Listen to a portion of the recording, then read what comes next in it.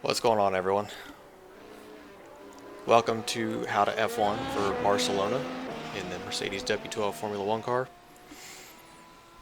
I'm going to come right out and tell you right now that the Hotlap is not going to be amazing. This is probably my worst track in any car on iRacing. I've said that before when I did this video for the McLaren.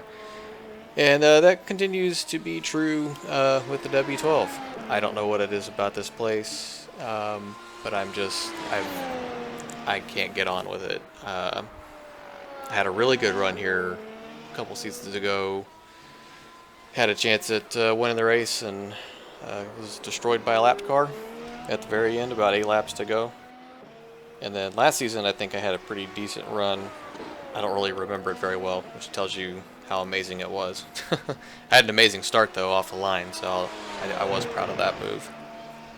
Anywho, this week, like I said, the Hotlap's not going to be amazing, but I'll put that up for you guys, and then we'll kind of discuss the tire strategy because it's actually might be a little bit interesting this week.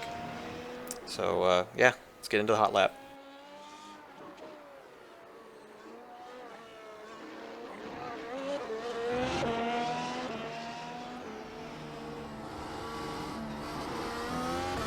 Alright, so coming through this final corner here, this is one of two DRS zones here on the main straight. Haven't quite figured out the shift points exactly just yet, but I typically brake here about that line right across the edge there where the pit exit is. This corner is flat out. There's been a couple times I've cracked the throttle just a bit because I can feel the rear end kind of twitching about. Here I brake under the bridge, bring it down to the corner, and then kind of open up the exit. This corner coming up here, it's really easy to lock the inside front tire, so you may want to jump on that curb just a bit to kind of give it some grip, or just roll through that corner. You can actually kind of ride up on the inside curbs a bit, a little bit more in this car, I think.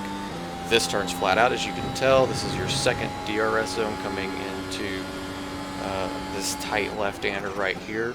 Be careful of the sausage curb on the right. As tires where the car's going to want to skip out a bit, and it's not going to be hard to lock up and slide into that sausage curb. And then you have my worst section of the track. Again, sausage curbs, deadly. Don't hit them. Your race will be over very quickly. Car can get a little sketchy out of this corner like so. And here you go. There's a lap at Barcelona.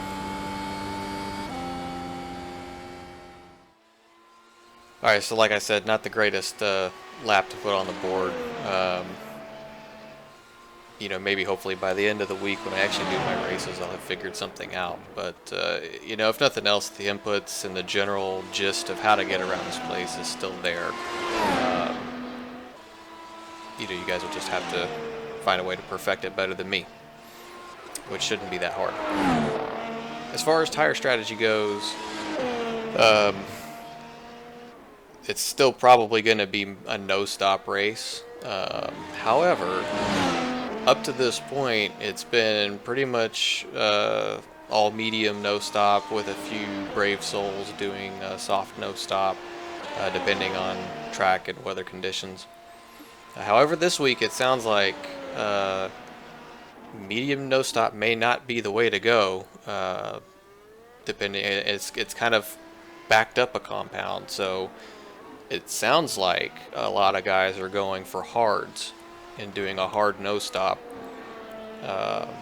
And the guys who are taking a bit of a gamble are doing a medium no-stop, depending on conditions with the weather or the track.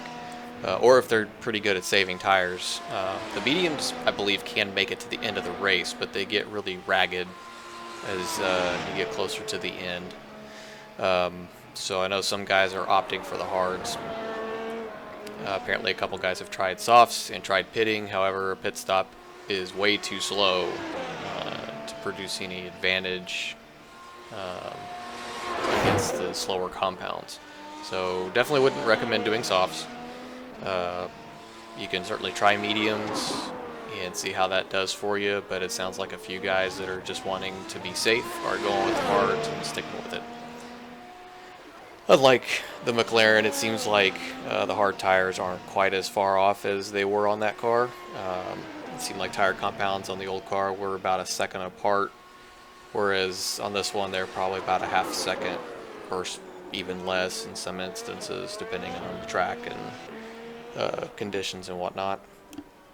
And the driver, depends on the driver as well. So I did my lap on mediums, but I would recommend, if you want to get the most out of this car this week, any week really, but since there's a little bit of an unknown in the strategy, I would suggest practicing on both, seeing which you're most comfortable with, see which produces the best lap times for you. So that'll do it for this week.